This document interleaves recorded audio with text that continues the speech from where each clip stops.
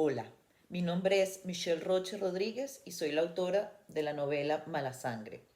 Me han pedido que les cuente un poquito de qué va. Esta se trata de mi primera novela y es una novela de formación ambientada en Venezuela, mi país, pero en la época de los años 20, 1921 exactamente, que es el año en el que se descubre el principal pozo petrolero de Venezuela. Sin embargo, esta, a pesar de que es una novela histórica, se sitúa a partir de una familia, la familia Gutiérrez, que tienen una hija, Diana, que nace con una enfermedad que es hematofagia. Así que poco a poco se va convirtiendo en una novela de vampirismo a la vez que histórica y a la vez que un Bildungsroman. Lo que a mí me parece destacable de acá y que me interesa además mucho conversarlo y compartirlo con mis lectores es la posibilidad de que esta novela se pueda convertir también en un juego de alegorías con la situación de la Venezuela actual. Yo creo que una de las cosas más difíciles para mí fue tratar de tejer la historia de Venezuela y la historia de una familia o de una mujer joven a partir de la anécdota, ¿no? De cómo una chica se va transformando en mujer y cómo una chica que nace con una enfermedad tan fuerte con la hematofagia tiene que cuestionar su feminidad y cuestionar su persona y al final tomar decisiones que tienen que ver con las decisiones vitales de bien o de mal que tomamos en la vida, ¿no? Yo quiero leerles un pedazo de la novela, es uno de los pedazos donde hay historia, pero también hay historia del país, de la misma manera que también hay historia personal y es un poco la presentación del personaje que es el padre de Diana Gutiérrez, la protagonista, cómo entra él al mundo imaginario de Mala Sangre. Eh, Existen dos tipos de resentidos, los pobres y los ricos. Papá era de los segundos, aunque empezó su andadura por el mundo como representante del primer grupo. En 1899, cuando se unió a los montoneros del movimiento insurreccional, más tarde conocido como la Revolución Liberal Restauradora, acababa de cumplir 30 años. Hasta ese momento no había vivido ningún suceso destacado fuera de ganarse la antipatía de su padre adoptivo y director de la parroquia de Capacho Viejo al rechazar la orden sacerdotal. Era un nada, sin aspiraciones, cuyo tiempo se ocupaba en hacer recados para la gente del pueblo, trámites por los cuales cobraba cualquier cosa. No necesitaba mucho para vivir. Además de la bebida, a la cual no era demasiado aficionado, su único pasatiempo era sentarse en la Plaza Bolívar para admirar a las muchachas cuando iban a misa. Al verlas con su mantones sobre la cabeza, dentro de sus vestidos bordados de pureza o luto, el corazón se le aceleraba. Con cuidado dibujaba en su memoria los detalles de sus fisonomías para recordarlas durante la noche. En ese momento, entre las sábanas inmundas de su camastro de pensión, solo o con una cualquiera, recordaba a aquellas muchachas y cumplía la fantasía de quitarles los atavíos de la contrición para llenarlas de su gracia divina. La lujuria fue la perdición de papá, mas no caería en desgracia por ninguna mujer de capacho.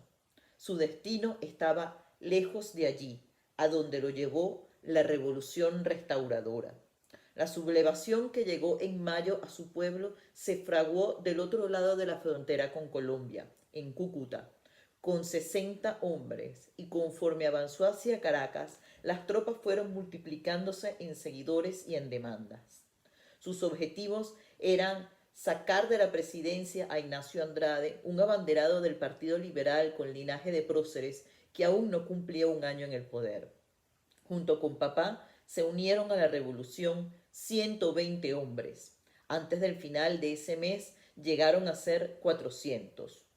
Durante más de 90 días ganaron casi todas las batallas que libraron y con más o menos trabajo ocuparon las plazas principales de la cordillera andina. Para el 1 de septiembre habían descendido de las montañas y entraban triunfantes en Barquisimeto, una ciudad ubicada más de 350 kilómetros de Caracas. 22 días después En la batalla de Tocuyito llegaban ya a los 2000 guerreros. La fama de los revolucionarios se había extendido por todo el país.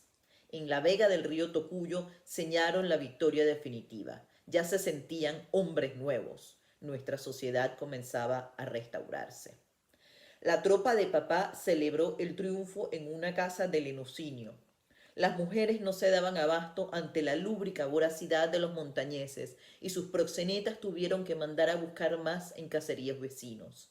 Seleccionaron para el general Castro una niña rubia, como le gustaban. Al general Gómez, su segundo al mando, le ofrecieron una mujer de grandes pechos, pero él era abstemio y poco afecto a las vagabunderías con putas. Así que se la cedió a su hermano Juan Crisóstomo.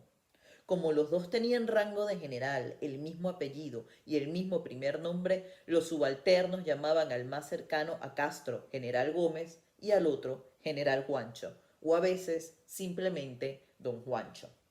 El general Gómez era el oficial de intendencia y su responsabilidad era abastecer a las tropas. Había tenido que multiplicar los panes para alimentar a cientos de hombres, donde al principio eran solo 60. El milagro le ganó el respeto de los soldados. Si el general Castro era el mesías de una nueva sociedad, el general Gómez tenía ya materia de padre. Era desde tiempos inmemorables, incluso antes de llegar a Caracas, el Dios que todo lo proveía. Por eso nadie le criticaba por detestar los excesos y él no se atrevía aún a prohibirlos, si bien sabía que nunca quedaban del todo irresueltos. Una mujer mala sangre como yo, que conozca la lujuria brutal de una manada de hombres, puede imaginar sin problemas cómo sucedió la orgía de la Victoria. Los animales no cabrían en las habitaciones. Quién sabe cuántos rebeldes y mujeres, pero principalmente hombres, estarían apiñados en los cuartos, a lo largo de cada pasillo, en cada sala, en los baños y, ¿por qué no?, en la cocina. Cada uno empalmándose frente a la verga del compañero, viéndose copular entre ellos con decenas de cuerpos femeninos como excusas. Militares de pelo en pecho, ofreciendo sus hazañas amatorias a los compañeros como formas de heroísmo en la batalla, felicitándose entre ellos cada vez que sus cuerpos disparaban un chorro de semen caliente. Hombres de arma, el sexo fuerte, mirándose hacer su voluntad en ese mundo minúsculo, hecho a la medida de sus fantasías, eran todopoderosos y estaban en todas partes. El prostíbulo era una miniatura a escala de la sociedad que acababan de fundar. La mulata de grandes pechos que le tocaba al general Juancho estaba un poco flaca, pero era preciosa. A papá le dieron la orden de cuidarla, mientras su superior completaba la faena iniciada con unos jóvenes militares en el cuarto contiguo. Unas niñas habían entrado allí minutos antes. Papá imaginó que por su apariencia un poco hombruna no tardarían mucho con ellas. Pero las horas pasaban y la mulata se aburría. Cada cierto tiempo los proxenetas acercaban la oreja al cuarto y le hacían señas a ella para que esperara. Estaba con papá en una mínima estancia donde no cabía nadie más. Del cuarto salió un sonido gutural de una de las mujeres hombre y papá se persignó. Mirándolo, la mulata soltó una carcajada. Vaya risa melodiosa. Hace años perdí la fe, dijo ella. Allí se selló la suerte de papá. El hijo del párroco de Capacho no podía abandonar a una oveja descarriada. Entonces tuvo la mala idea de llenarla de su gracia divina. La primera vez la besó en un cachete, la segunda en la boca. Luego llegó directo al escote.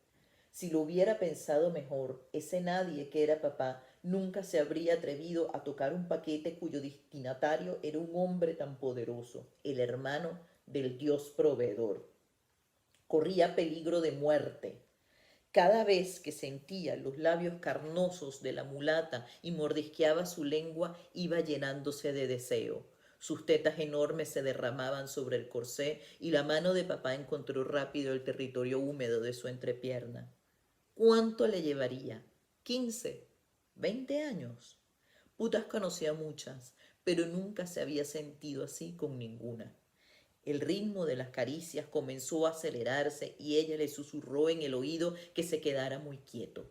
Sintió su lengua y sus labios debajo de la oreja derecha. Las manos de la mujer, con el arte que da la práctica, le abrieron la bragueta y acariciaron su miembro. Papá suspiraba de placer cuando sintió una hilera de dientes hincarse en su cuello. No tuvo miedo, el gozo cancelaba cualquier otra emoción. Unos minutos después comenzó a sentirse débil. Tomó a la puta por el cuello y, a duras penas, la encaró. Sus labios estaban llenos de sangre. No comprendía qué pasaba. Estaba mareado y confuso. Ella también. Respiraba entrecortadamente y le pedía disculpas una y otra vez. Se le fue la mano en el ímpetu de la mordida y ahora que él estaba a punto de morirse no sabía qué hacer. Él sintió el vacío ahogándolo y comenzó a llorar. Era un niño indefenso. La mujer besó sus labios, casi quitándole la última exhalación. El sabor de su propia sangre le resultó agrio. Al borde de la pérdida de conciencia, supo que ella también lloraba. Nadie sabe cuándo ni por qué se enamora una mujer de un hombre. La puta se limpió los labios y mordió su propia muñeca para darle de beber su sangre. Papá nunca me contó con tanto detalle cómo comenzó su hematofagia.